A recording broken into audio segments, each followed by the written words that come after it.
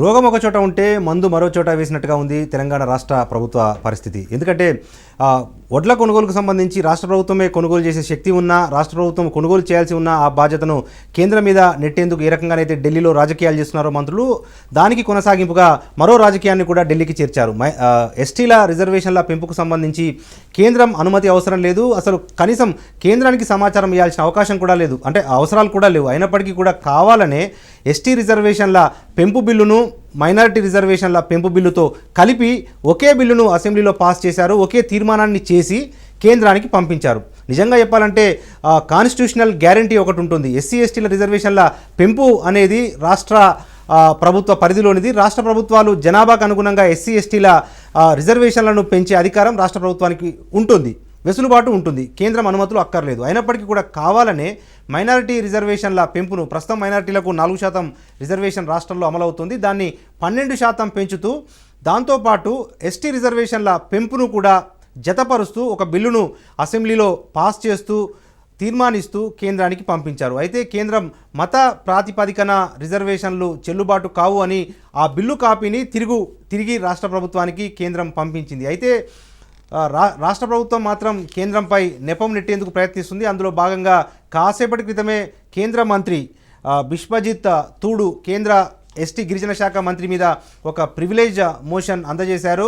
ఆ సభను తప్పుదోవ పట్టించారు, పార్లమెంట్ను తప్పుదోవ పట్టించారు. కాబట్టి ఆయనపై చర్యలు తీసుకోవాలి అని స్పీకర్ కూడా టీఆర్ఎస్ ఎంపీలు ఫిర్యాదు చేశారు. అయితే నిజంగా ఈ ఎస్టీ రిజర్వేషన్ల పెంపుకు సంబంధించి రాష్ట్రానికి సర్వాధికారాలు ఉన్నప్పటికీ కేంద్రం మీద ఎందుకు నెపం నెడుతోంది అన్న అంశానికి సంబంధించిన చర్చను మనం కొనసాగిద్దాం. మనతో పాటు చర్చలో పాల్గొంటున్నారు ప్రముఖ విశ్లేషకులు కల్లూరు శ్రీనివాసరెడ్డి గారు. వారితో పాటుగా క్షేత్రస్థాయిలో ఎస్టీ నాయకులు ఏమనుకుంటున్నారు, ఎస్టీ ప్రజానికం ఏమనుకుంటున్నారు అన్న అంశానికి సంబంధించి మా నల్గొండ రిపోర్టర్ హరిప్రసాద్ లైవ్ ద్వారా వివరాలు అందజేస్తారు. దానికి సంబంధించి ఈ రిజర్వేషన్ల పంచాయతీకి సంబంధించిన మరిన్ని వివరాలను మా రిపోర్టర్ జగన్ కూడా లైవ్లో వివరిస్తారు. అయితే అంతకుముందు నిజంగా హరీష్ రావు ఏం మాట్లాడారు, ఎస్టీ రిజర్వేషన్లకు సంబంధించి కేంద్రం మీద ఎందుకు నెపం నెడుతున్నారు అన్న అంశానికి సంబంధించి హరీష్ రావు ఇంతకు ఏమన్నారో ఆయన మాటల్లో వినే ప్రయత్నం చేద్దాం.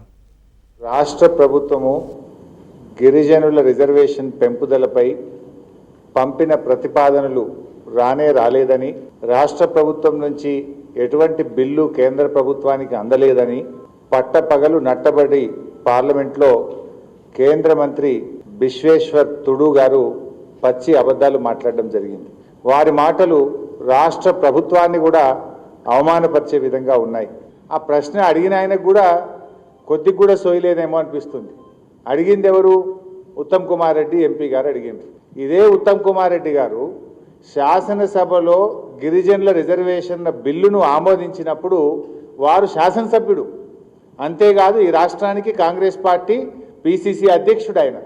అంటే ఈ బిల్లులో భాగస్వామి అయిన ఉత్తమ్ కుమార్ రెడ్డి గారు రాష్ట్ర ప్రభుత్వం నుంచి ప్రతిపాదన వచ్చిందా అని కేంద్ర ప్రభుత్వాన్ని అడగడమే ఒక సిగ్గుచేటు. ఇంత ఉత్తర ప్రత్యుత్తరాలు జరిగితే మాకు రాష్ట్ర ప్రభుత్వం నుంచి ప్రతిపాదనే రాలేదని కేంద్ర మంత్రి గారు చెప్పడం ఇంకా పెద్ద జోక్. ఈ బిల్లు అసెంబ్లీలో పాస్ అయినాడు స్వయంగా కిషన్ రెడ్డి గారు బీజేపీ శాసనసభాపక్ష నాయకుడిగా ఈ బిల్లుకు సంపూర్ణ మద్దతును ప్రకటించడం జరిగింది కిషన్ రెడ్డి గారు. ఇవాళ ఆ కిషన్ రెడ్డి గారే కేంద్ర ప్రభుత్వంలో భాగస్వామి.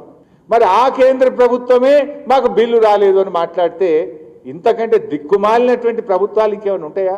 ఇంతకంటే సభను పక్కదో పట్టడానికి ఇంకేమైనా అసలు మాటలు ఉంటాయా అని నేను అడుగుతా ఉన్నా. రాష్ట్ర ప్రభుత్వం ఇదే అంశానికి సంబంధించి మనం చర్చను కొనసాగిద్దాం. మనతో పాటు నల్గొండ రిపోర్టర్ హరిప్రసాద్ ఉన్నారు. అక్కడ కొంతమంది ఎస్టీ నాయకులు ఎస్టీలు ఉన్నారు. రిజర్వేషన్లకు సంబంధించి చర్చను కొనసాగిద్దాం. హరి ఏమంటున్నారు? ప్రతిదీ కూడా ఓవర్ టు ఢిల్లీ అన్నట్టుగా రాష్ట్ర ప్రభుత్వ వ్యవహార శైలి ఉంది. పొద్దున మనం చర్చించుకున్నాము, మీరు కూడా రైతు నాయకులతో మాట్లాడించారు. రాష్ట్ర పరిధిలోని అంశము రాష్ట్రమే సమస్యను పరిష్కరించవచ్చు, సర్వాధికారాలు రాష్ట్రం చేతిలో పెట్టుకొని కేంద్రం మీద నెపనెట్టేందుకు ఢిల్లీకి వెళ్ళి మంత్రులు రాజకీయాలు చేస్తున్నారు అన్న అభిప్రాయం వ్యక్తమైంది రైతు నాయకుల నుంచి. ఈ ఎస్టీ రిజర్వేషన్ల పెంపుకు సంబంధించి కూడా అదే వైఖరి కనిపిస్తూ ఉంది. ఎందుకంటే ఎస్టీల రిజర్వేషన్ల పెంపు అంశం అనేది రాష్ట్ర పరిధిలోనిది, రాష్ట్రానికి సర్వ హక్కులు ఉంటాయి. అయినప్పటికీ కేవలం కేంద్రం వల్లే రిజర్వేషన్లను మేము పెంచుకోలేకపోతున్నాము అన్న ఒక ఆరోపణ ప్రధానంగా టీఆర్ఎస్ నుంచి వినిపిస్తోంది కదా, ఏమంటున్నారు క్షేత్రస్థాయిలో ఎస్టీలు? నరేష్, ఇటువంటి ఇబ్బందులు తలెత్తుతాయనే ఉద్దేశంతో భవిష్యత్తు అవసరాలను దృష్టిలో ఉంచుకొని రాజ్యాంగం రచించిన మేధావులు రాజ్యాంగంలో 3 జాబితాలు రూపొందించడం జరిగింది. ఒకటి కేంద్ర జాబితా, రాష్ట్ర జాబితా, అదేవిధంగా ఉమ్మడి జాబితా. ఏ జాబితాలో ఉన్న వాటికి వాళ్ళకు సర్వహక్కులు కలిగించేలాగా కూడా రాజ్యాంగమే వెసులుబాటు కల్పించింది. దీంట్లో భాగంగానే ఎస్టీలకు సంబంధించిన రిజర్వేషన్ పెంపు అనేది రాష్ట్ర జాబితా కిందికి వస్తుంది. అదేవిధంగా వ్యవసాయం కూడా రాష్ట్ర జాబితా కిందికే వస్తుంది. ఇక వడ్ల కొనుగోలుకు సంబంధించి ఓటు ఢిల్లీ అంటే కేంద్రం పైన నెడుతున్న టీఆర్ఎస్ సర్కారు ఇప్పుడు రాష్ట్ర సర్కారు పరిధిలో ఉండి ఎస్టీలకు ఎంత శాతం అంటే అంత రిజర్వేషన్ పెంచుకునే అవకాశము రాజ్యాంగ పరంగా రాష్ట్ర జాబితాలో ఉన్నప్పటికీ కూడా దాన్ని కేంద్రం పైన నెట్టే ప్రయత్నం చేస్తున్న నేపథ్యంలో ఇక్కడ మనకు కొంతమంది గిరిజన స్టూడెంట్స్ ఉన్నారు, అదేవిధంగా గిరిజన నాయకులు ఉన్నారు. వాళ్ళని అడిగి తెలుసుకునే ప్రయత్నం చేద్దాం.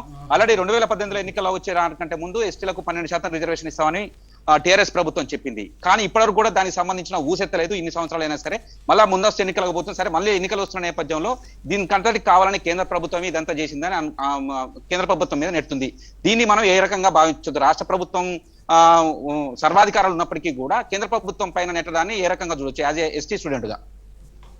గతంలో ఎలక్షన్ ముందు గౌరవనీయులు చంద్రశేఖర్ గారు ఎస్టీలకు ఏవైతే హామీలు ఇచ్చినారో రిజర్వేషన్ అని చెప్పేసి ఎలక్షన్ ముందు ఒక మాట అన్నారు. తర్వాత పాలనకు వచ్చిన తర్వాత దశాబ్ద కాలం గడిచిపోతా ఉన్నది. ఇంతవరకు రిజర్వేషన్ విషయంలో ఇలాంటి పాజిటివ్ రిజల్ట్ లేకుండా పోయింది. అదేవిధంగా రాష్ట్రంలో అమలు పరిచే ఎస్టీ రిజర్వేషన్ కోసం సెంట్రల్ కూడా ఏం చేయలేదు. రాష్ట్రం అమలు చేస్తే సెంట్రల్ కూడా ఓకే చెప్తారు. కానీ ఎస్టీ జాబితాని మైనార్టీ బిల్లుతో పంపడం ద్వారా మా మతపూరితమైన బిల్ అని చెప్పేసి సెంట్రల్ కొట్టేయడం జరుగుతుంది. ఏవైతే రాష్ట్ర పరిధిలో ఉందో రాష్ట్రం దాన్ని ఓకే చేసినట్టయితే సెంట్రల్ కూడా ఓకే చేస్తారు. ఇది ఒక గిరిజన బిడ్డగా చాలా బాధాకరమైన విషయం ఏంటంటే గిరిజనులపై జరుగుతున్న కుట్ర. అదేవిధంగా గిరిజనులు కూడా గిరిజన జాతి పూర్తి స్థాయిలో మేల్కొని ఈ రిజర్వేషన్ పైన మళ్ళీ ఒకసారి పునరాలోచన చేసి ఓట్లేసే ముందు ఆలోచన చేయాలని చెప్పి నా యొక్క రిక్వెస్ట్. అంటే మైనార్టీ రిజర్వేషన్ తోని లింక్ పెట్టి పంపడం అనే దాన్ని మనం ఎట్లా చూడొచ్చు? గతంలో ఎస్టీ రిజర్వేషన్ ముందుగా ప్రవేశపెట్టినారు.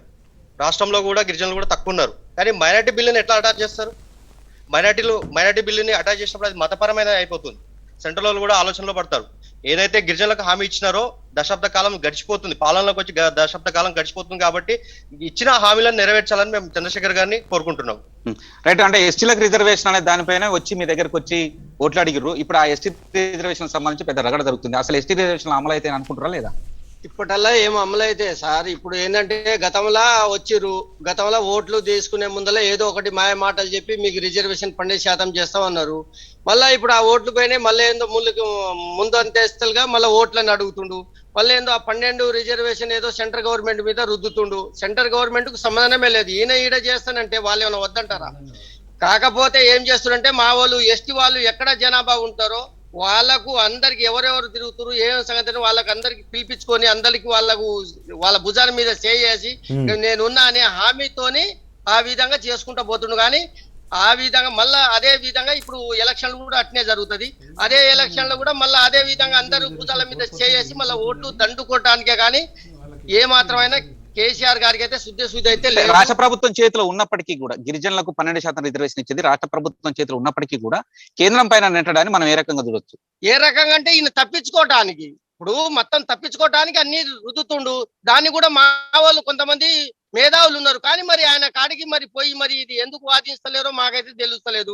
దీని మీద ప్రతి ఒక్కరు ఓటేసే ముందల్లా కాకుండా ఫస్టే ఈ రిజర్వేషన్ 12% మాకు అమలు చేస్తే మటుకు ఈసారి ఇంకా చదువుకున్న మేధావులు చాలా మంది పిల్లలు ఉన్నారు, రోడ్లపై ఇంకా తిరుగుతా ఉన్నారు చాలా మంది. కానీ ఇప్పుడు దాకా ఉద్యోగాలు వేస్తానన్నాడు. కానీ అవన్నీ ఒట్టి శుద్ధి మాటలు, అవన్నీ ఒట్టి కావాలని చేసిన డ్రామా. ఆ ఎలక్షన్ లో వస్తుంది మళ్ళీ లాస్ట్ కు ఎవరో దూరనేమో మళ్ళీ ఏదో కేసు చేస్తాడు కోర్టులో, మళ్ళీ అది నడుస్తుంది అని నేను చేస్తానంటే మళ్ళీ ప్రతిపక్షాలు వద్దన్నారు, మళ్ళీ కోర్టులో వస్తుందని ఈ విధంగా చేసేదానికి ఆయన ముందు మీకు 12% రిజర్వేషన్ ఇవ్వబడుతుందని ఇప్పుడు కేంద్రం పైన ఆయన నెప్పనెట్టొచ్చు అనుకోవచ్చు. ఇప్పుడు అంతే అనుకోవాలి కదా. ఇప్పుడు ఏరేది ఏం లేదు కదా, ఇచ్చేది ఈయన. ఈ ఏరోల ముందర ఏంటంటే ఇప్పుడు మన కూడా అట్నే అన్నారు. అసలు పైన అసలు వాళ్ళు బిల్లు అసలు పెట్టింది ఏది 12% అంటే గవర్నమెంట్ పైన కూడా అడుగుతారు కదా. నిన్న సమాధానం లేదు. నిన్న మళ్ళీ ప్రెస్ మీట్ పెట్టిరు. ఏదైనా సమాధానం ఉందా? ఏది లేదు కదా. హరీష్ రావు సార్ పెట్టిరు నిన్న, మేము అది ఇచ్చినాం ఇది ఇచ్చినాం అని. మరి అదేందో బిల్లు ఏందో చూపెట్టాలి కదా. చూపెడితే మరి అందరికి తెలియపరచాలి కదా. అది లేదు. ఏంటంటే పేపర్లో ఏందో హామీ ఇంకా మా ఎస్టీ వాళ్ళ దగ్గర తీసుకొని ఏదో భుజాల మీద చేసుకొని మళ్ళీ ఓట్లు దండుకోవడానికి ఇది చేస్తున్న కుట్ర. దీనికి అందరికి ప్రతి ఒక్కరు గ్రహించాలి. మేధావులు ఉన్నారు. మరి దీనికి ఎంత మటుకు సాధ్యంగా ఏ రిజర్వేషన్ మాకు 12% ఇచ్చినా ఎలక్షన్లు ముందల్నే అంతకు ముందే ఒక 5 నెలల ముందే ఇవ్వాలి అనేది మాదొక తెలంగాణ గిరిజన సంక్షేమం నుంచి డిమాండ్. రైట్. నరేష్, ఇది గిరిజనులందరూ కూడా ఇది ఖచ్చితంగా రాష్ట్ర ప్రభుత్వం కావాలని చేస్తుంది. ఎందుకంటే ముస్లిం రిజర్వేషన్స్ అనేవి ఏంటంటే మత ప్రాతిపదికన ఉండే రిజర్వేషన్స్ సంబంధించి ఆ మత ప్రాతిపదికన రిజర్వేషన్స్ అనేవి భారత రాజ్యాంగంలో ఎక్కడ కూడా లేవు.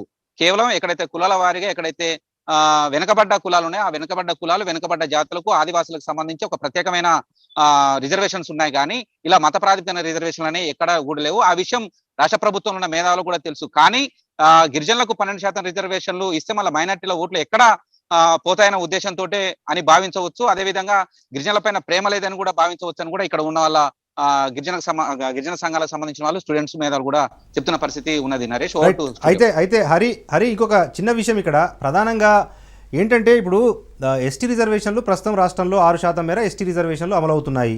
10% పెంచడం వల్ల మైనారిటీ రిజర్వేషన్లు ఎగిరిపోతాయి. మైనారిటీ రిజర్వేషన్లను కాపాడేందుకే సీఎం కేసీఆర్ ఇటువంటి ప్రయత్నాలు చేస్తున్నారు. కావాలనే బిల్లు పాస్ కాకుండా చేసేందుకే ఈ రకంగా మైనారిటీ రిజర్వేషన్లను దాని తర్వాత ఎస్టీ రిజర్వేషన్ల పెంపును కలిపి కేంద్రానికి పంపించారు అన్న ప్రధాన ఆరోపణ ఎస్టీ విద్యార్థుల నుంచి వ్యక్తమవుతుంది కదా. సరే, మీరన్నట్టుగా ముందస్తు ఎన్నికలకు సంబంధించి ఆ విషయాన్ని పక్కన పెడితే ఇప్పుడు దాదాపు 80,000 ఉద్యోగాలు నోటిఫికేషన్ నేడో రేపో విడుదల చేస్తామని చెప్పి రాష్ట్ర ప్రభుత్వం చెప్తోంది. ఈ రిజర్వేషన్లు గిరిజనుల రిజర్వేషన్లు పెంచకుండా నోటిఫికేషన్లు ఇస్తే వేలాది మంది గిరిజన విద్యార్థులకు అన్యాయం కాదా? వేలాది ఉద్యోగాలు గిరిజనులకు కాకుండా పోతాయి కదా. విద్యార్థులు ఏమంటున్నారు హరి? ఖచ్చితంగా ఇదే డౌట్ విద్యార్థులలో ఉన్నది. ఏంటంటే ఇప్పుడు నోటిఫికేషన్స్ 80,300 పైచిలకు నోటిఫికేషన్స్ ఇస్తున్న నేపథ్యంలో అదే రిజర్వేషన్స్ 12% రిజర్వేషన్ ఇప్పటివరకు అయితే అమలు పరిచినట్టయితే 12%కి సంబంధించిన ఎస్టీ విద్యార్థులు ఇప్పుడు ఏంటంటే అనాగరిక ప్రపంచంలో అంటే ఎక్కడో గుట్టల మీద అదే విధంగా అడవులలో నివసించే గిరిజనులు ఇప్పుడిప్పుడే కొంత మైదాన ప్రాంతాలకు వస్తున్నారు, నాగరిక సమాజంతో కలుస్తున్నారు. ప్రతి ఒక్క గిరిజనుడు తన కొడుకుని హాస్టల్స్లను వాళ్ళను వీళ్ళను చదివించుకుంటున్నాడు. ఎందుకంటే మెరుగైన జీవనం పొందడానికి. ఈ నేపథ్యంలో ఈ నోటిఫికేషన్స్ విడుదల కంటే ముందే 12% రిజర్వేషన్స్ అమలైనట్టయితే ఎస్టీ విద్యార్థులకు చాలా లాభం చేకూర్చే రకంగా ఉంది. కానీ వీటి అన్నిటికీ ఏంటంటే రాజకీయంగా రాజ్యాంగంతో ముడిపడి ఉన్న అంశాలుగా తెరకెక్కించడానికి మత ప్రాతిపదికన రిజర్వేషన్లతో ముడిపెట్టడానికి కేసీఆర్ ఆడుతున్న కొత్త డ్రామాను కూడా ఇక్కడ ఉన్న గిరిజన విద్యార్థులు కూడా అంటున్నారు. గిరిజనులకు ఇక్కడ ఉన్న మైదాన గిరిజనులకు కావచ్చు, అదేవిధంగా ఆదివాసీలకు కావచ్చు, తెలంగాణ ప్రాంతంలో ఉన్న వీళ్ళందరికీ కూడా 12% రిజర్వేషన్ ఇచ్చినట్టయితే రేపు రాబోయే 80,000 పోస్టులలో మాత్రం ఖచ్చితంగా చాలా పోస్టులు చదువుకున్న ప్రతి ఒక్క గిరిజన కుటుంబానికి గిరిజన విద్యార్థికి కూడా మేలయ్యే అవకాశం ఉంది. కానీ ఇదంతా వీటన్నిటిని అంటే రేపు నోటిఫికేషన్లు ఇచ్చే ముందు ఎలాగైనా గిరిజన బిడ్డలు అడుగుతారు 12% రిజర్వేషన్ ఏందని. వీటన్నిటిని తప్పించుకోవడానికి కేంద్రం పైన నెపం పెట్టడానికి ఇదంతా డ్రామా ఆడుతున్నారని కూడా ఇక్కడ ఉన్న గిరిజన మేధావులు కూడా భావిస్తున్నారు. నరేష్, ఏదేమైనా స్పష్టంగా ఉంటుంది ఆ ప్రభుత్వం నడిపే వాళ్ళకి కేంద్ర జాబితాలో ఏమేమి అంశాలు ఉన్నాయి, రాష్ట్ర జాబితాలో ఏమేమి అంశాలు ఉన్నాయి, ఉమ్మడి జాబితాలో ఏమేమి అంశాలు ఉన్నాయి, స్పష్టమైన అవగాహన ఉంటుంది. కానీ ఇది గిరిజనులకు అన్యాయం చేయడానికి, గిరిజనులు ఏదైనా రేపు ప్రశ్న అడిగితే ఆ ప్రశ్న నుంచి తప్పించుకోవడానికి మాత్రమే కేంద్రం పైన నెడుతుందని కూడా మనం భావించవచ్చు. అదేవిధంగా అదే భావనలో మాత్రం ఇక్కడ ఉన్న ఎస్టీ స్టూడెంట్స్ కూడా అదే భావన వెలిపిస్తున్నారు. నరేష్, రైట్. అంటే ఇది మనకు క్షేత్రస్థాయి నుంచి వినిపిస్తున్న అభిప్రాయం ఏంటంటే, ఎస్టీల నుంచి వినిపిస్తున్న అభిప్రాయం ఏంటంటే, సమస్యను పరిష్కరించకుండా ఎస్టీ రిజర్వేషన్లను పెంచకుండా కేవలం సాకులు చెప్పేందుకే కేంద్రం మీద నెపం కేసీఆర్ గారు నెడుతున్నారన్న అభిప్రాయం వ్యక్తమవుతున్న నేపథ్యంలోనే ప్రధానంగా మైనారిటీ రిజర్వేషన్లను కాపాడేందుకే ఎస్టీల రిజర్వేషన్లు సీఎం కేసీఆర్ గారు పెంచట్లేదు. ఎందుకంటే ఎస్టీ రిజర్వేషన్ల పెంపుకు సంబంధించిన సర్వాధికారాలు సర్వ హక్కులు కూడా రాష్ట్ర ప్రభుత్వానికి ఉంటాయి. కానీ తన ఇచ్చిన రాజ్యాంగం కల్పించిన హక్కులను కూడా రాష్ట్ర ప్రభుత్వం సద్వినియోగం చేసుకోకుండా ఎస్టీల రిజర్వేషన్లు పెంచకుండా రాజకీయ పరంగానే ఈ అంశాన్ని వాడుకుంటుంది అన్న అభిప్రాయం వ్యక్తమవుతున్న నేపథ్యంలో దీనికి సంబంధించిన మరిన్ని వివరాలను మా రిపోర్టర్ జగన్ లైవ్ ద్వారా అందజేస్తారు. జగన్, ప్రధానంగా మైనారిటీ రిజర్వేషన్లను కాపాడేందుకే రాష్ట్ర ప్రభుత్వం ఈ ఎస్టీల రిజర్వేషన్లు పెంచట్లేదు. అందుకోసమే ఎస్టీల రిజర్వేషన్లు పెంచకుండా ఉండేందుకే మైనారిటీ రిజర్వేషన్ల పెంపుతో కలిపి ఈ రెండింటినీ కలిపి కేంద్ర ప్రభుత్వానికి పంపించారు అనే అభిప్రాయం క్షేత్రస్థాయి నుంచి వ్యక్తమవుతోంది కదా. మరి నిజంగా టీఆర్ఎస్ పార్టీ సంబంధించి ఇదే ప్రశ్న టీఆర్ఎస్ నాయకులకు వేస్తే టీఆర్ఎస్ నాయకులు ఎటువంటి సమాధానం ఇస్తున్నారు జగన్? నిన్న హరీష్ రావు ప్రెస్ మీట్లో ఏదైతే గిరిజన రిజర్వేషన్లకు సంబంధించి కేంద్ర ప్రభుత్వం మీద దుమ్మెత్తి వేసే ప్రయత్నం చేశారు, కేంద్ర ప్రభుత్వాన్ని దోషిగా చూపించే ప్రయత్నం చేశారు. వాస్తవానికి గిరిజన రిజర్వేషన్లు అనేది రాష్ట్ర పరిధిలో ఉన్న అంశం. రాష్ట్ర ప్రభుత్వం పెంచుకోవచ్చు జనాభా దమాషా ప్రకారం. 2016లో రాజా చెల్లప్ప కమిషన్ వేసింది. గిరిజనుల జనాభా, గిరిజనుల స్థితిగతుల మీద రాజా చెల్లప్ప కమిషన్ ఏదైతే కైతిలంబాడాస్ అదేవిధంగా వాల్మీకి బోయాలని, అంటే వాస్తవంగా జనాభా అంతా చూసుకున్నట్టయితే అంత పర్సెంటేజ్ జనాభా లేదు ఎస్టీ జనాభా. సో వాళ్ళని కలిపేసి అంటే టీఆర్ఎస్ ప్రభుత్వం ఇచ్చిన హామీ 12% రిజర్వేషన్.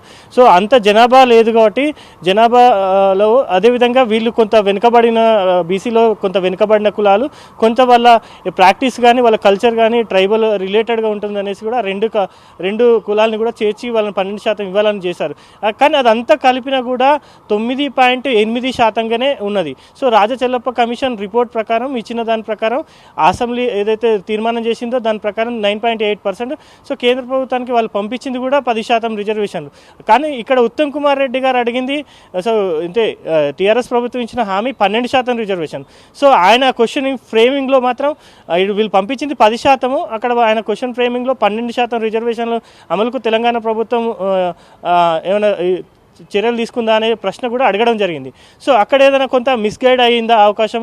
ఇంకోటి దాంట్లో ఆ 2 బిల్లులో కూడా మైనార్టీ బిల్లుకు సంబంధించి మొదట పెట్టారు, తర్వాత గిరిజనుల తర్వాత పెట్టారు. సో గతంలో కూడా ఉమ్మడి ఆంధ్రప్రదేశ్లో రాజశేఖర రెడ్డి ప్రభుత్వం ఉన్నప్పుడు కూడా గిరిజనులకు 5% రిజర్వేషన్లను కూడా మైనార్టీలకు 5% రిజర్వేషన్లు కూడా తీసుకురావడం జరిగింది. తదనంతరం దాన్ని సుప్రీంకోర్టు కూడా కొట్టివేయడం జరిగింది. నరేష్, నేను ఒక విద్యార్థిగా ఆ రోజు ఒక ప్రత్యేక బాధితుని, నేను ఒక విద్యార్థిగా ఆ రోజు బీఫార్మస్ కౌన్సిలింగ్కి వెళ్తే మైనార్టీలకు ఇచ్చినటువంటి రిజర్వేషన్లు ఏవైతే ఉన్నాయో ఆ రిజర్వేషన్ కారణంగా బీసీ విద్యార్థిగా నేను ఆ రోజు సీటు కోల్పోవడం జరిగింది. తదనంతరం సుప్రీంకోర్టు ఆ మైనార్టీ రిజర్వేషన్లను కొట్టివేయడం జరిగింది. సో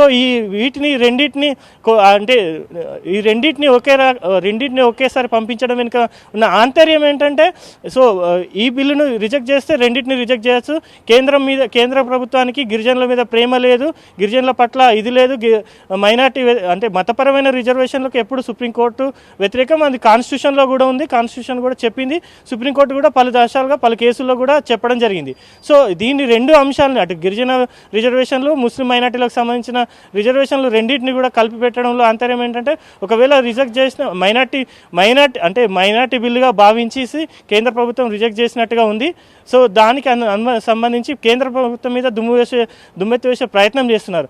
దానిలో భాగంగానే నిన్న విశ్వశర్తుడు ఎవరైతే ఉన్నారో ఆయనను బర్తరఫ్ చేయాలనేసి హరీష్ రావు కూడా మాట్లాడడం జరిగింది. ఇప్పుడు ఢిల్లీలో ఉన్నటువంటి పార్లమెంటరీ పక్ష నేతలు నామా నాగేశ్వరరావు కావచ్చు, కేశవరావు కావచ్చు, ఇద్దరు కూడా ప్రివిలేజ్ మోషన్ కూడా లెటర్ కూడా అందరు ఎంపీల సంతకంతో కూడా లోక్సభ స్పీకర్ కూడా ఫిర్యాదు చేశారు. కాకపోతే వాస్తవాలు చూసినట్టయితే వాస్తవాలను తొక్కిపెట్టే ప్రయత్నం, వాస్తవాలను అన్నింటినీ దాచిపెట్టే ప్రయత్నం. అసెంబ్లీ ఏదైతే నిన్న మంత్రి గారిని కూడా క్వశ్చన్ చేయడం జరిగింది. గతంలో కూడా మంత్రి గారిని ఎవరైతే గిరిజన శాఖ మంత్రి సత్యవతి రాథోడ్ని కూడా మనం పర్సనల్గా రాజ్ న్యూస్ ఇంటర్వ్యూ చేసినప్పుడు కూడా మీకు అంతగానం ప్రేమ ఉంటే చేయొచ్చు కదా అని చెప్పినారు. అంటే రాష్ట్ర ప్రభుత్వంలోని అంశం కేంద్రం ఎలా చేస్తుంది, మైనార్టీ రిజర్వేషన్ 2 కలిపి పంపకూడదు కదా అనేసి క్వశ్చన్ చేసినప్పుడు రెండింటిని కలిపి పంపలేదు అనేసి బుకాయించే ప్రయత్నం చేశారు. కానీ నిన్న ఏదైతే ప్రభుత్వం నుంచి నిన్నైతే ప్రెస్ మీట్ పెట్టి నిన్నైతే ప్రభుత్వ పెద్దలు మంత్రులు మాట్లాడో దాన్ని ఇచ్చిన ప్రెస్ రిలీజ్లో వాళ్ళు ఇచ్చిన డాక్యుమెంటేషన్లో 2 కలిపి పంపించినటువంటి అక్నాలెడ్జ్మెంట్ కూడా 2 మైనార్టీ రిజర్వేషన్లు అదేవిధంగా గిరిజన రిజర్వేషన్ రెండింటికి సంబంధించి అక్నాలెడ్జ్మెంట్ కూడా రావడం జరిగింది. సో దీని వెనుక ఉన్న ఆంతర్యం ఏంటంటే మొత్తానికైతే కేంద్ర ప్రభుత్వం మీద ఓవర్ టు ఢిల్లీ ప్రతిదాని కేంద్రం మీద సాగ్గా చూసి రాజకీయ ప్రభుత్వం గడుపుకునే ప్రయత్నం చేస్తున్నారనేసి కూడా గిరిజన సంఘ నేతలు ఆరోపిస్తున్నారు. నరేష్, ఈ నాయకులు చెప్పలేకపోయినా కూడా ఇప్పుడు ఎస్టీ ఎమ్మెల్యేలు కానీ ఎంపీలు కానీ అంతర్గతంగా నిజంగా ఇది రాష్ట్ర పరిధిలోనే అంశం కదా, కేంద్రం అనుమతులు అవసరం లేదు, ఎందుకంటే ఎస్టీ రిజర్వేషన్ల పెంపు రాష్ట్ర పరిధిలోది అని చెప్పి మన రాజ్యాంగమే స్పష్టం చేసిన నేపథ్యంలో ఇదే ప్రశ్న అంతర్గత సంభాషణల్లో ఎంపీల వద్ద కానీ ఎమ్మెల్యేల వద్ద కానీ ఎస్టీ వర్గానికి సంబంధించిన వాళ్ళ వద్ద ప్రస్తావిస్తే వాళ్ళ నుంచి ఎటువంటి సమాధానం వస్తుంది జగన్? బయటికి వాళ్ళు చెప్పలేకపోయినా కూడా, ఎందుకంటే అధిష్టానానికి వ్యతిరేకంగా మాట్లాడితే భవిష్యత్తులో వాళ్ళకు టికెట్లు రావు, నానా ఇబ్బందులకు గురి చేస్తారు కాబట్టి అని చెప్పి బయటికి మాట్లాడలేకపోయినా కూడా అంతర్గతంగా మీరు ఎప్పుడైనా అంతర్గత సంభాషణల్లో మీరు ప్రస్తావిస్తే కనుక వాళ్ళు ఎటువంటి సమాధానం ఇస్తున్నారు జగన్? ఎస్ నరేష్, అంతర్గత సంభాషణలో ఎవరైతే గిరిజనులు అవుతారు అంటే పేరు చెప్పడానికి ఇష్టం లేనట్టు గిరిజనులు అవుతారు ఆఫ్ ద రికార్డు మాట్లాడిన మాటలు ఏంటంటే ప్రభుత్వానికి చిత్తశుద్ధి లేదు, చేయాలనుకుంటే చేయొచ్చు, రిజర్వేషన్లు అమలు చేయాలంటే వెంటనే చేయొచ్చు, చేసి గిరిజన ఫలాలు పొందవచ్చు, ఏదైతే విద్యా ఉద్యోగాల్లో రిజర్వేషన్స్ ఏవైతే ఉన్నాయో దాంట్లో అమలు చేయొచ్చు, కానీ రాష్ట్ర ప్రభుత్వానికి చిత్తశుద్ధి లేదనేది కూడా వాళ్ళు ఆఫ్ ద రికార్డ్ చెప్తున్న పరిస్థితి. సో ఆఫ్ ద రికార్డు మంత్రి గారు కూడా ఒప్పుకోవడం జరిగింది, మంత్రి గారు కూడా ఒప్పుకోవడం జరిగింది, మిగతా నేతలు కూడా ఆఫ్ ద రికార్డ్ దీన్ని ఒప్పుకోవడం జరిగింది. ఏదైతే రాష్ట్ర ప్రభుత్వానికి చిత్తశుద్ధి లేదనేసి విషయాన్ని కూడా వాళ్ళు గిరిజన అంటే పార్టీలో ఉన్నటువంటి గిరిజన నేతలు చెప్తున్నారు. రైట్. Thank you Jagan. గిరిజన రిజర్వేషన్ల పెంపుకు సంబంధించి రాష్ట్ర ప్రభుత్వానికి సర్వాధికారాలు ఉన్నా కేంద్రం చేయాలి అన్నట్టుగా కేంద్ర అనుమతి కోసం వేచి చూస్తున్నట్టుగా తెలంగాణ రాష్ట్ర ప్రభుత్వం వ్యవహరిస్తూ ఉంది. దానికి సంబంధించిన చర్చను కొనసాగిస్తున్నాం. మనతో పాటు ప్రముఖ విశ్లేషకులు కల్లూరు శ్రీనివాసరెడ్డి గారు మన స్టూడియోలో ఉన్నారు. వారిని అడిగి చర్చను కొనసాగిద్దాం. సరే, ఏంటి సార్ సమస్య? ప్రధానంగా ఎస్టీ రిజర్వేషన్లు ప్రత్యేకంగా అసెంబ్లీ తీర్మానం చేసింటే కనుక ఒక జీవో జారీ చేస్తే రిజర్వేషన్లు పెరిగేవి. కానీ అట్లా చేయకుండా కేంద్రానికి మైనారిటీ రిజర్వేషన్లను పెంచాలి అని చెప్తూ రెండింటిని కలిపి ఒకే బిల్లు రూపంలో కేంద్రానికి రాష్ట్ర ప్రభుత్వం పంపించింది. కాబట్టి ఈరోజు ఎస్టీలకు సమస్యలు తలెత్తున్నాయని అభిప్రాయం వ్యక్తమవుతోంది కదా. ప్రధాన సమస్య కారణం ఏంటి సార్? మొదటి నుంచి తెలంగాణ మూవ్మెంట్ కాలం నుంచి కూడా ముఖ్యమంత్రి గారు పదే పదే రిజర్వేషన్ల విషయం ప్రస్తావించారు. గిరిజనులకు 12% ఇస్తాము మేము అధికారంలోకి వస్తే అని చెప్పారు. అవును. అట్లనే మైనారిటీలకు 12% ఇస్తామని చెప్పారు. ఓకే. వాళ్ళ జనాభా ఎంత ఉంటుంది అనేది ఎప్పుడు ముఖ్యమంత్రి గారు దృష్టిలో పెట్టుకొని మాట్లాడింది లేదు. అడ్డీ మార్ గుడ్డి దెబ్బలాగా ఓట్ల రాజకీయం కోసం వాళ్ళకి అట్లా చెప్పినట్టుగా మనకు తెలుసు. తీరా తెలంగాణ వచ్చినాక ఇప్పటిదాకా అతను చెప్పినట్టుగా రాజా చెల్లప్ప కమిషన్ ఏదైతే చెప్పిందో జనాభా రేషియోలో పంచాలన్నప్పుడు ఖచ్చితంగా రాజ్యాంగ పరంగా గిరిజనులకైతే ఇలాగూ వస్తాయి. అవును. వాళ్ళకి ఏం అభ్యంతరం లేదు. ఎవరు అభ్యంతరం, కేంద్రం అభ్యంతరం చెప్పదు, ఎవరు అభ్యంతరం చెప్తే కేసీఆర్ అభ్యంతరం చెప్తేనే ఆగాలి. ఇప్పుడు కేసీఆర్ అభ్యంతరంతో ఆగింది, అది కేంద్రంతో ఇంకే చట్టంతో ఆగింది అయితే అసలే కాదు, కావాలని ఆపిండదు. ఓకే. నిజంగానే గిరిజనులు 9%, 9.8% ఎంతనో ఉన్నారు. ఆ ప్రకారంగా ఇవ్వాల్సిందే. ఈ 9.8% కాకుండా 10%, 12% అని ఒకటి హామీ ఇచ్చారు. సరే, అది ఇర్రెగ్యులారిటీ అన్నట్టు. మైనారిటీలకు సంబంధించి కూడా వాళ్ళ జనాభా ఏందో ఇప్పటికీ ప్రభుత్వం ప్రకటించలేదు. వాళ్ళకి 12% ఇస్తా అని చెప్పింది. 12% కాదు, మతపరంగా ఇవ్వడానికి అవకాశమే లేదు భారత రాజ్యాంగంలో అనేది ముఖ్యమంత్రి గారు కూడా తెలుసు. అంటే ఇది గిచ్చి రాజకీయం చేయడం తప్ప ఇంకోటి ఏమీ లేదు. మైనారిటీ రిజర్వేషన్ విషయంలో కేసీఆర్ గారు దాన్ని మైనారిటీలను ఆకట్టుకునే పనిలో పడి 12% అని చెప్పిండు. 12% జనాభా ఉందా అంటే అది డౌట్. సరే అవన్నీ మనం పక్కకు పెట్టినా కూడా నువ్వు కాన్స్టిట్యూషన్ ప్రకారంగా నీకు హక్కు ఉన్నప్పుడు రాష్ట్రానికి మీరు అన్నట్టు గెజిట్ ఆర్డర్ ఇస్తే అయిపోతుంది ఎస్టీలది. అంటే రిజర్వేషన్ ప్రకారం 50% రిజర్వేషన్లు 50% ఒక రాష్ట్రంలో రిజర్వేషన్లు 50% మించకూడదు అన్న సుప్రీంకోర్టు తీర్పు ఉంది కాబట్టి మేము పెంచలేకపోతున్నాము అని ప్రభుత్వం చెప్తాము. అది నిజమే. 50% మించి మేము పెంచుకునేందుకు కేంద్ర ప్రభుత్వం మాకు అనుమతిని ఇవ్వాలి. తమిళనాడులో 69% రిజర్వేషన్ కొనసాగుతున్నాయి కాబట్టి ఆ తరహాలో మాకు కేంద్రం అనుమతి ఇవ్వాలి అని రాష్ట్ర ప్రభుత్వం కోరుతుంది. ప్రత్యేక చట్టం చేయాలని చెప్పి కూడా కోరుతున్నది. అటువంటి డిమాండ్ ఏమైనా చేస్తున్నారా? గిరిజనులకు ఇవ్వడం లేదు అని చెప్తున్నారు కానీ మైనారిటీలకు ఇవ్వడం లేదు అని హరీష్ రావు మాట్లాడలేదు మరి నిన్న. అదే ఆ టాపిక్ దిగాలి కదా. ఓకే. అంటే ఇది ఏంటంటే ఒక రకంగా చెప్పాలంటే అనకూడదు కానీ బట్టేబాజు రాజకీయం అంటారు దీన్ని. ఈ రాష్ట్రంలో మనం ఇప్పుడు చూసుకుందాం ఒకసారి. ఈ రాష్ట్రంలో తెలంగాణ రాష్ట్రంలో ఈ రోజు యాజ్ టుడే అమలవుతున్న రిజర్వేషన్ ఏంది? ఎస్టీలకు 6%, ఎస్సీలకు 15%, బీసీలకు 25%. ఓకే. బీసీఈ అంటే మైనారిటీలకు, ముస్లింలకు, క్రిస్టియన్లకు 4%. అవును. ఇవన్నీ కలిపితే 50% అవుతున్నాయి. ఓకే. అయితే ఈ 50% క్యాప్ను ఒకవేళ మనం కాన్స్టిట్యూషన్ రైట్ ప్రకారంగా రాష్ట్ర ప్రభుత్వం గిరిజనులకు 3%, దళితులకు ఇంకో శాతం, ఎందుకంటే దళితులకు 15% ఉంది. జనాభా మనకు తెలంగాణ రాష్ట్రం వచ్చినాడు 16% అని చెప్పారు. కాబట్టి 1% దళితులకు పెంచాలి. దళితుల్లో 1% పెంచాలి, గిరిజనుల్లో 3% పెంచాలి. అంటే వాళ్ళది 9% అవుతుంది, దళితులది 16% అవుతుంది. అంటే మొత్తం మీద గిరిజనులది 3%, దళితులది 1% అంటే 4% పెంచాలి. As per constitution Telangana government పెంచాల్సిందే.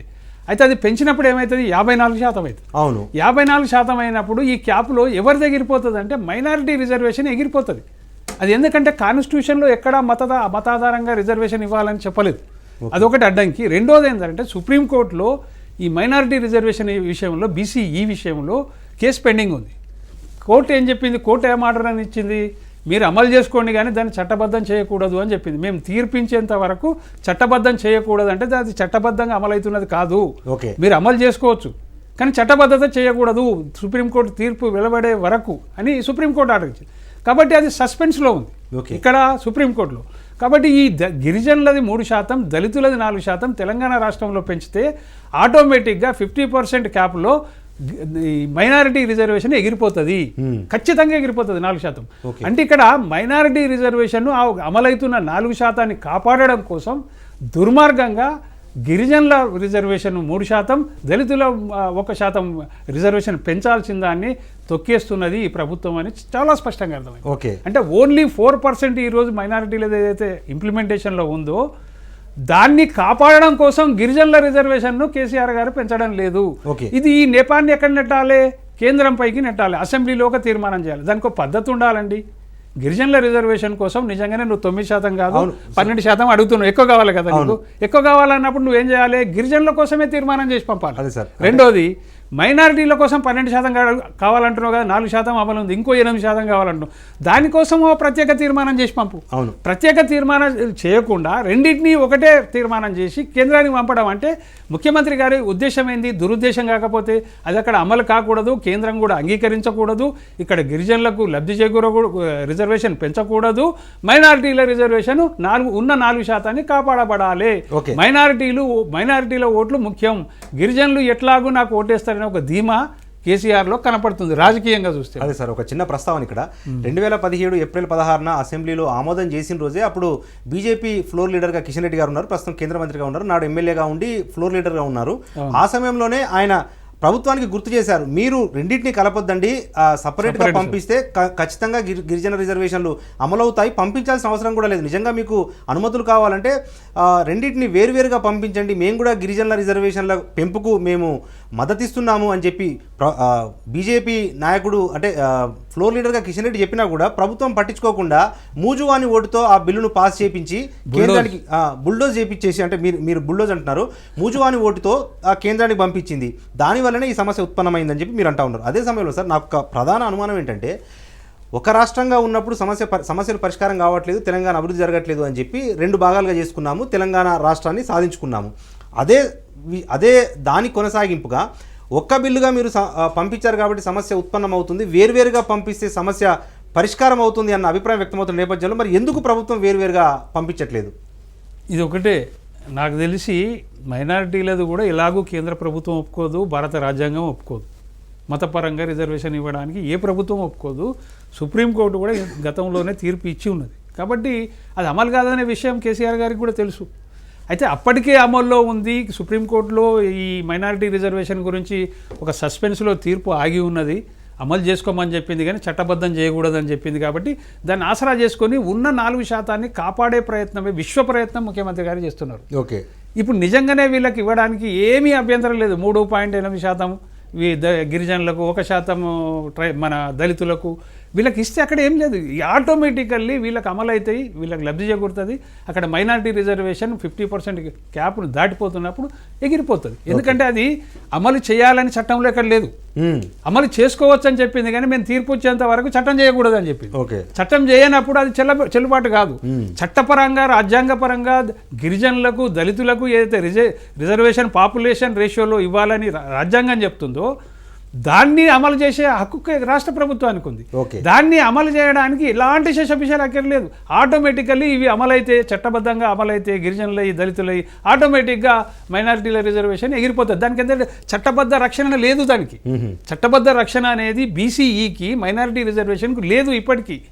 ఎందుకంటే ప్రభుత్వాల ఆప్షన్కి వదిలేసింది సుప్రీంకోర్టు, మేము తీర్పించేంత వరకు మీ ఇష్టం అయితే అమలు చేసుకోండి, మేము తీర్పిచ్చిన తర్వాత మా తీర్పు ఏ రకంగా వస్తుందో దాని ప్రకారమే దాన్ని వాడాలి మీరు అనేది సుప్రీంకోర్టు యొక్క ఆర్డర్. రైట్. అంటే సార్ మీరు ఏం చెప్తున్నారంటే ఎస్సీ రిజర్వేషన్లు కానీ ఎస్టీ రిజర్వేషన్లు కానీ పెంచితే మైనారిటీ రిజర్వేషన్లు ఎగిరిపోతాయి, గండిపడే అవకాశం ఉంటుంది. కాబట్టి మైనారిటీ రిజర్వేషన్లను కాపాడేందుకే ఎస్సీ ఎస్టీలను రాష్ట్ర ప్రభుత్వం బలిపెడుతుందని అంటున్నారు, మీరు ఏమంటున్నారు? ఎగ్జాక్ట్లీ 4%ను కాపాడడానికే ఎస్సీ ఎస్టీల రిజర్వేషన్ను కావాలని ఆపేస్తుంది కేసీఆర్ ప్రభుత్వం అనడంలో ఎవ్వరికీ అనుమానం లేదు. 4% కాదు, ఇప్పుడు నీకు 12% మైనారిటీలకు రిజర్వేషన్ ఇవ్వాలని దాన్ని అటాచ్ చేసి కింద మొదలు మైనారిటీ రిజర్వేషన్ రాసి తర్వాత గిరిజన రిజర్వేషన్ రాసి ఒక తీర్మానం చేసి కేంద్రానికి పంపిస్తే వాళ్ళు ఎట్లా యాక్సెప్ట్ చేస్తారండి? రెండోది, యాక్సెప్ట్ ఎందుకు చేయలేదు? నిన్న లోక్సభలో మంత్రి కూడా ఎందుకు చెప్పిండు ఆ విషయం మనం ఇక్కడ గమనించాలి. 2 ఒకటి మతపరమైన రిజర్వేషన్, ఒకటి సామాజిక రిజర్వేషన్, ఈ రెండింటినీ కలిపి తీర్మానం పంపడం వల్ల వాళ్ళు రిజెక్ట్ చేసిండ్రు, దాన్ని కౌంట్లోకి తీసుకోరు. కాబట్టి గిరిజన రిజర్వేషన్ కోసం రాష్ట్రం నుంచి మాకు ఎటువంటి దరఖాస్తు రాలేదని వాళ్ళు చెప్పారు. దానిలో తప్పేముంది? ఈయన చెప్తున్నాడు కేంద్ర మంత్రి అబద్ధం చెప్పిండు, పార్లమెంట్ను తప్పుదారి పట్టించిండు అని చెప్తే మరి నువ్వు రెండెందుకు రాసి పంపిన వల్ల? మతపరమైన రిజర్వేషన్ ఒకటి, సామాజిక రెండు కలిపి రాసి పంపిస్తారండి. రాజ్యాంగంలో ఏది ఇవ్వాలని చెప్పిందో అది రాసి పంపు. రైట్. నీ క్యాప్ 50% దాటాలన్నప్పుడు దానికోసం గిరిజనుల కోసం నువ్వు చెప్తున్నావు కదా 12% ఇస్తా అని, అట్లా నువ్వు రిక్వెస్ట్ పెట్టు, తీర్మానం చేసి కేంద్రానికి పంపిస్తే వాళ్ళు ఆలోచన చేస్తారు. కానీ మతపరమైన రిజర్వేషన్ 4% ఇవ్వకూడదు అని చెప్తున్నప్పుడు నువ్వు 12% కోసం తీర్మానం ఎట్లా చేసి పంపిస్తావండి? చట్టమే ఒప్పుకుంటలేదు, రాజ్యాంగమే ఒప్పుకుంటలేదు. అట్లాంటి ఇప్పుడు ఇంకో మతం వాళ్ళు అడగరా? జైనులు అడుగుతారు, ఇంకో మతం వాళ్ళు అడుగుతారు, సిక్కులు అడుగుతారు. మరి వాళ్ళందరికీ ఇస్తావా? ఆ మత ఆధారంగా రిజర్వేషన్ ఉండకూడదని భారత రాజ్యాంగం చాలా స్పష్టంగా చెప్తున్నారు. అయితే సార్ మరొక వాదనను కూడా తెర మీద తీసుకొస్తుంది. ఈ బిల్లు పాస్ అయిన సందర్భంగా సీఎం కేసీఆర్ గారు కూడా అసెంబ్లీలో మాట్లాడిన సమయంలో ఈ మైనారిటీ రిజర్వేషన్ ముస్లిం రిజర్వేషన్ అని చెప్పి ప్రజలను విపక్షాలు తప్పుదో పట్టిస్తున్నాయి. మైనారిటీ రిజర్వేషన్ ముస్లిం రిజర్వేషన్ కాదు, సామాజికంగా వెనుకబడ్డ తరగతులకు కల్పించింది కాబట్టి మైనారిటీలు అనొద్దు, మీరు వాళ్ళు సామాజికంగా వెనుకబడ్డారు కాబట్టి మేము ఇచ్చిన మీద మత రిజర్వేషన్ కాదు అన్న ఒక వాదనను కూడా అట్లా అన్నప్పుడు నరేష్ గారు ముఖ్యమంత్రి గారు చెప్తుందని మనం ఆహ్వానించాలి, అలా డౌట్ లేదు. ఓకే. అయితే ఆర్థికంగా వెనుకబడిన వర్గాలు అన్నప్పుడు అందులో మతం కేవలం ఫలానా మతస్థులకైనా ఉండదు. సమాజంలో ఎన్ని మతాలు ఉన్నాయి, ఎన్ని కులాలు ఉన్నాయి, అందరికి వర్తించాలి. ఓకే. బ్రాహ్మణు నుంచి ముస్లిం దాకా అందరికి వర్తించాలి. రిజర్వేషన్లు మనం అది ఎకనామికల్లీ బ్యాక్వర్డ్ ఈడబ్ల్యూఎస్. ఈడబ్ల్యూఎస్ ఇప్పుడు కేంద్రం తీసుకొచ్చిన దాంట్లో దానికి కొంతమంది దాన్ని వేరే రకంగా అర్థం చేసుకుంటారు. అగ్రవర్ణ పేదలకు తప్పది. ఓకే. ఇది ఓపెన్ కేటగిరీలో తీసుకుంటారు ఈడబ్ల్యూఎస్ అనేది. అందులో బ్రాహ్మణుడు ఉండొచ్చు, ముస్లిం ఉండొచ్చు, దళితు ఉండొచ్చు, బీసీ ఉండొచ్చు, ఎవరైనా ఉండొచ్చు. దాన్ని ఈడబ్ల్యూఎస్ అంటారు. నువ్వు దీన్ని కూడా ఈడబ్ల్యూఎస్గా భాగంగా ఈ 4% కలిపి ఇప్పుడు దళితులకు కానీ గిరిజనులకు కానీ వాళ్ళకి పెంచాల్సిన కోటాగా ఏమీ అడ్డంకి రాదు, 50% దాటదు. ఎందుకంటే ఈడబ్ల్యూఎస్ ఆల్రెడీ కేంద్రం 10% ఇస్తుంది కదా. మొన్ననే ముఖ్యమంత్రి గారు దాన్ని ఆమోదించాడు, మన దగ్గర అమల్లోకి వచ్చింది. ఆ 10%లో ఇప్పుడు ముఖ్యమంత్రి గారు చెప్పింది నిజమే అయితే ఆర్థికంగా వెనుకబడిన వర్గాలు వాళ్ళు కాబట్టి వాళ్ళకి ఇస్తున్నామని మతపరంగా కాదని అన్నప్పుడు ఈడబ్ల్యూఎస్లో ఆ 4% కలిపి అందరికి వర్తిస్తుంది కదా.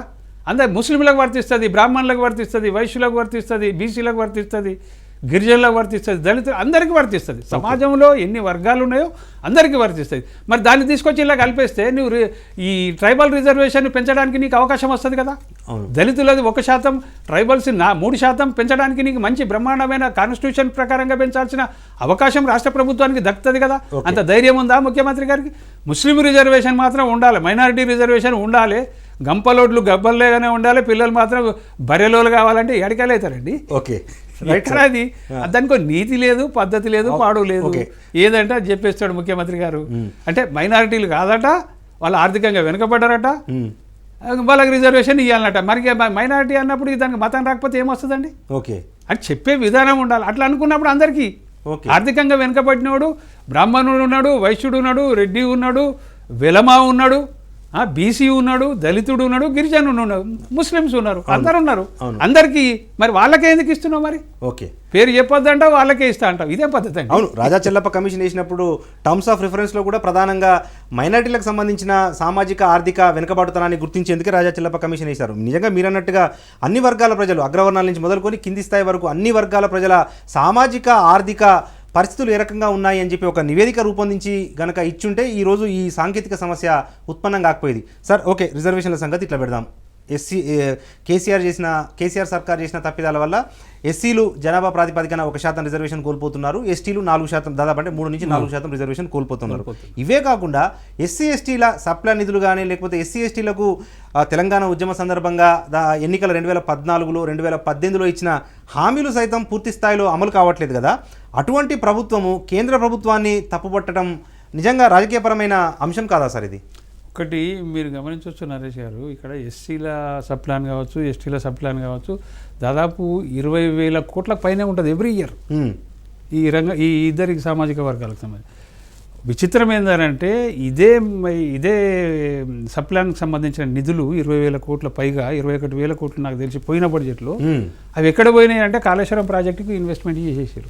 ఓకే. ఆ సప్లాన్ ఎక్కడ పోయిందో ఏమో మధ్యన దళిత బంధాన్ని పుట్టుకొచ్చింది ఒకటి. దళిత బంధాన్ని పుట్టుకొచ్చి హుజురాబాద్లో 2,000 కోట్లు అక్కడ కలెక్టర్ అకౌంట్లో పెట్టేసిండ్రు. ఆ పంపకం ఎంతవరకు అయినది ఎవరికీ తెలియదు. నవంబర్ 4 నుంచి దళిత బంధు అమలు చేస్తారని ముఖ్యమంత్రి గారు చెప్పారు. హుజురాబాద్ ఎలక్షన్ ఇట్లా అయిపోగా తెల్లారి నుంచే వస్తాను. తెల్లారిపోయింది 5 నెలలు 6 నెలలు కావస్తుంది. దాని అత్తలేదు పత్తలేదు. ఎప్పుడు చూడు దానికి మార్గదర్శకాలు నిర్మాణం అవుతున్నాయి, మార్గదర్శకాలు తయారు చేస్తున్నామని చెప్తారు. ఊరికి ఒకరికి ఇస్తామన్నారు. ఇంతవరకు అది కూడా ఇచ్చింది లేదు. ఆ ఊరికి ఒకరికన్నా ఇచ్చింది కూడా లేదు. అంటే పథకం ఏమైతుందని తెలియదు. సప్లాన్ ఇది ఏంది? మన నరేష్ గారు మంచి ప్రశ్న అది. సప్లాన్ అనేది ఎస్సీలకు కానీ ఎస్టీలకు కానీ సంబంధించింది. యాజ్ పర్ కాన్స్టిట్యూషన్ తయారు చేసింది పార్లమెంట్. మన అసెంబ్లీ కూడా తయారు చేసింది. ఎండార్ చేసింది. ఎండార్ చేసినప్పుడు దానిలో నుంచి ఒక్క నయా పైసా కూడా ముట్టుకోవడానికి ఈ ప్రభుత్వానికి అధికారం లేదు. అటువంటి చట్ట ఉల్లంఘన చేసి ఎస్సీలకు సంబంధించిన సప్లాన్ నిధులను కాళేశ్వరం ప్రాజెక్టు మళ్ళించినవంటే నువ్వు రాజ్యాంగాన్ని చట్టాన్ని ఉల్లంఘిస్తుందా? ఈ ప్రభుత్వం ఏం చేస్తుంది అనుకోవాలి. అవును సార్. ఇటువంటి ప్రభుత్వం దళితులను ఏం చూస్తుంది, గిరిజనులను ఏమో చూస్తుంది. ఏమున్నా మతపరంగా మైనారిటీలను చూడడానికి అలవాటు పడ్డాడు కేసీఆర్. దట్టి కట్టుకున్నాడు. ఇక వాళ్ళ మీదనే నేను గెలుస్తున్నా, రాజ్యం చేస్తున్నా అని అనుకుంటుండు. మిగతా సమాజం ఎంత ఏమి లేదని అనుకుంటుండా? ముఖ్యమంత్రి గారు గిరిజనులు లేరనుకుంటుండా? దళితులు లేరనుకుంటుండ్రా? మిగతా వర్గాలు లేరనుకుంటుండా? ఎంతసేపు అండి 4% మైనారిటీ ఓట్లను రిజర్వేషన్ కాపాడడానికి ఇంత దుర్మార్గంగా 4% దళితులది గిరిజనులది నువ్వు రిజర్వేషన్ను తొక్కేస్తున్నావు అంటే ఎంత భయంకరమైన నిజం ఇది. పెద్ద ఎత్తున చర్చ జరగాల్సినటువంటి విషయం ఇది. రాజకీయంగానే కాదు, సమాజంలో కూడా చర్చ జరగాల్సిన అవసరం. ఇంత దుర్మార్గమైన రాజకీయం కేసీఆర్ గారు ఈ రాష్ట్రంలో నడుపుతున్నారు. దాని దుష్ఫలితాలు ఏమవుతున్నాయి? కింది వర్గాలే, అదే గిరిజనులే, ఎక్కడో ట్రైబల్ ఏరియాలో ఆదిలాబాద్ గిరిజన అదేంది గ్రామాలు ఉంటాయి. అక్కడ వాళ్ళు గోండులు గీండులు వాళ్ళ పరిస్థితి చూస్తే ఇప్పటికీ గోషిపట్ట కట్టుకొని ఉంటారు. అటువంటి వాళ్ళకి అన్యాయం చేస్తాడండి మైనారిటీల రిజర్వేషన్ కోసం. అరే మైనారిటీలను సాదుకోవాలంటే ఉండని, నువ్వు ఇంకేమైనా బెనిఫిట్ చేయి. కానీ వాళ్ళ హక్కులను కొల్లగొట్టి వీళ్ళ హక్కులను ఎందుకు వీళ్ళ హక్కు కూడా కాదు అది రాజ్యాంగపరంగా. అక్రమంగా ఇచ్చిన రిజర్వేషన్ కాపాడేందుకు రాజ్యాంగపరంగా ఉన్న రిజర్వేషన్ కొల్లగొడుతున్నావు. ఇది ఎంత దుర్మార్గం ఇది. సమాజంలో చాలా పెద్ద ఎత్తున చర్చ జరగాల్సిన అంశం అని నేను భావిస్తున్నాను. రైట్. ఇంతకుముందు మీరు దళిత బంధు ప్రస్తావన తెచ్చారు కాబట్టి ప్రతి నియోజకవర్గంలో 100 మందికి దళిత బంధు నిధులు కేటాయిస్తాము అని చెప్పి బడ్జెట్ కేటాయించకుండానే ప్రకటించారు. ఇప్పటివరకు మీరన్నట్టుగా ఊరికి ఒక్కరికి కూడా రాలేదు. నిజంగా అత్యంత వెనుకబడ్డ వర్గమైన దళితులకు ఊరికి ఒక్కరికి కూడా ఈ పథకం ఇవ్వలేకపోయింది. నిజంగా ఊరికి ఒక్కరంటే నర్రాఘవరెడ్డి ప్రభుత్వ సంక్షేమ పథకాలకు సంబంధించి దాదాపు 20-30 సంవత్సరాల కింద అసెంబ్లీలో మాట్లాడుతూ నగరకల్ ఎమ్మెల్యే ఒక మాట చెప్పాడు సార్. ప్రభుత్వ పథకాలు ఎట్లా ఉంటాయంటే ఊరికొక కోడి ఇస్తే ఇంటికొక ఈక కూడా రాదు, దానివల్ల ప్రజలు ఎప్పుడు అభివృద్ధి చెందాలి, ఎప్పుడు ముందుకు రావాలి అన్న మాట మాత్రం నాకు గుర్తుకొస్తుంది సార్. తెలిసి అన్ని తెలిసిన కేసీఆర్ మరి ఎందుకు అట్లా నామమాత్రంగా కొన్ని సంక్షేమ పథకాలను ప్రకటించడము, ఎస్సీ ఎస్టీ సప్లా నిధులను పక్కదారి పట్టించడం చూస్తే కనుక నిజంగా ఈ అణగారిన వర్గాల రాష్ట్రమని ప్రతిసారి చెప్తున్న ముఖ్యమంత్రి గారు ఈ అణగారిన వర్గాల అభివృద్ధి పట్ల నిజంగా చిత్తశుద్ధి లేదా సార్? మరి ఎందుకు అట్లా చేస్తుంటాడు? లెక్కలు మాత్రం మర్చిపోకుండా శాతాలతో పాటు చెప్తాడు ముఖ్యమంత్రి. పైసలు ఇచ్చే కాడ అమలు చేసే కాడ ఆ శాతాలు కనపడాయి, అసలు పథకమే కనపడదు. ఎక్కడ పోతుందో. ఇప్పుడు నర్రాఘవరెడ్డి గారిని గుర్తు చేశారు కాబట్టి ఊరికో కోడి ఇస్తే ఈగ కూడా రాదు ఇంటికి అన్నప్పుడు ఈయన పథకాలు కేసీఆర్ కూడా అన్నీ అట్నే ఉన్నాయి. డబుల్ బెడ్రూమే చూడరు మీరు. 22 లక్షల అప్లికేషన్లు వచ్చినాయి ప్రభుత్వానికి. కేసీఆర్ ప్రభుత్వం మేనిఫెస్టోలో చెప్పి 103 సభలు జరిపిండు కేసీఆర్ గారు. ఏది 2014 అసెంబ్లీ ఎన్నికలు. 103 సభలలో కూడా అల్లుడు వస్తే ఎడవనుకోవాలి, బిడ్డ చీరెడ అనుకోవాలని చెప్పిండు. మరి ఆ ప్రకారంగా చూస్తే మొత్తం 22 లక్షల డబుల్ బెడ్రూమ్ ఇళ్ళ కోసం దరఖాస్తులు వచ్చినాయి పేద ప్రజల నుంచి, ఇల్లు లేని ప్రజల నుంచి. 22 లక్షలు కాదు కదా, 1,00,000 కాదు కదా, 50,000 ఇళ్ళు కూడా ఇప్పటికి కట్టినవి లేవు. ఇక మీరు అన్నట్టుగా కోడిది ఊరికొకటి ఇస్తే ఈక ఇంటికొకటి వస్తుంది అన్నట్టుగా ఒక్క ఇల్లు ఆ ఈక కూడా వస్తలేదు ఇక డబుల్ బెడ్రూమ్ సంబంధించి తెలంగాణలో కట్టిన 50,000 60,000 కడితే అందులో కూడా అవి ఎవరికి అలాట్ చేయక పాడైపోతున్నాయి, శిథిలమైపోతున్నాయి, పనికి రాకుండా పోతున్నాయి. అది కూడా నాణ్యమైన కట్టడం కాదు. కట్టడం కాకుండా వాళ్ళకన్నా అలాట్ చేసినట్టు అది కూడా లేదు. కట్టిన 50,000-60,000 అవి కూడా పంపకం జరగలేదు, జరిగిన కాడ చక్కగా లేవు, జరగని అలాట్ జరగకుండా అట్నే పడి ఉన్నాయి, మొత్తం శిథిలావస్థకు చేరుతున్నాయి. అంటే ఎంత మిస్యూజ్ చేసినంటే ఈ డబుల్ బెడ్రూమ్ పథకాన్ని 22 లక్షలల్లా 50,000 మందికి ఈ ప్రభుత్వం ఇవ్వగలిగినా కానీ ఇంకా 21,50,000 మందికి ఎప్పుడు ఇస్తారండి? కోడిది మీరు చెప్పినట్టుగా ఊరికి కోడి ఇస్తే ఈక కూడా ఒక ఇంటికి రాదన్నట్టుగా ఈ ఇల్లు కూడా ప్రజలకందరికీ, ఇల్లు లేని ప్రజలకు ఎవరికి అందరికి కూడా రావాలంటే ఇంకో 100 ఏళ్ళు పోవాలన్నా 200 ఏళ్ళు పోవాలన్నా మరి కేసీఆర్ గారు అప్పటిదాకా ముఖ్యమంత్రి ఉంటారా లేరా అది ఇక లోకానికి తెలిసిన విషయం. పథకాలన్నీ ఇట్నే ఉంటాయి. Same just like double bedroom లాగానే దళిత బంధు 17 లక్షల కుటుంబాలు దళితులై ఏమని చెప్తుండు హుజూరాబాద్ ఎలక్షన్ రేపే అందరికి పనిచేస్తున్నానని చెప్పిండు. తెల్లారేడుగా వరకల్లా నేను పైలట్ ప్రాజెక్ట్ అన్నాడు. పైలట్ ప్రాజెక్ట్ అన్న కంప్లీట్ చేసిండు అంటే హుజూరాబాద్లో అది కూడా చేయలేదు. మళ్ళీ తర్వాత కొత్త కథ ఎందుకున్నారు అంటే అదేంటి 4 మండలాలను పైలట్ ప్రాజెక్ట్ అన్నాడు. హుజూరాబాద్ పైలట్ ప్రాజెక్ట్ అన్నాడు, 4 మండలాలు పైలట్ ప్రాజెక్ట్ అన్నాడు. ఆ పైలట్ ప్రాజెక్టులన్నా కంప్లీట్ చేసిండంటే అవి కూడా లేవు. అవును. చివరికి వస్తే ఊరికొకరికి అన్నాడు, అది కూడా లేదు. అవును. అంటే మీరు చెప్పినట్టు కోడి ఈక ఇంటికొకటి కూడా రాదు, ఒక ఊరికి కోడి ఇస్తే అన్నట్టుగా కేసీఆర్ పథకాలు అన్నీ అట్నే ఉంటాయి. ఇక ప్రజలు ఎంత ప్రజలకు ఇప్పటికీ అవగాహన ఏర్పడేది, అర్థమైంది, ఏమవుతుంది అనేది కూడా తెలుసు. రైట్. ప్రధానంగా ఈ ఎస్టీ రిజర్వేషన్ల పెంపు అంశానికి సంబంధించి ఒకవైపేమో కేంద్ర ప్రభుత్వము రాష్ట్రాల హక్కులను హరిస్తోంది, రాష్ట్రాల హక్కులను కాపాడుకునేందుకు సంరక్షించుకునేందుకు నేను ఢిల్లీకి వెళ్తాను, జాతీయ రాజకీయాల్లోకి వెళ్తాను అని చెప్తున్న సీఎం కేసీఆర్ గారు రాష్ట్ర హక్కులను సంరక్షించుకోలేకపోతున్నారు. అందులో భాగంగానే ఎస్టీల రిజర్వేషన్ల పెంపు అంశం అనేది రాష్ట్రాల హక్కు. ఆ హక్కులను సద్వినియోగం సీఎం కేసీఆర్ గారు చేసుకోకుండా కేంద్రంపై నెపం నెట్టడం రాజకీయం తప్ప మరొక అంశం కాదన్న అభిప్రాయం మాత్రం ఈ చర్చలో వ్యక్తమవుతా ఉంది.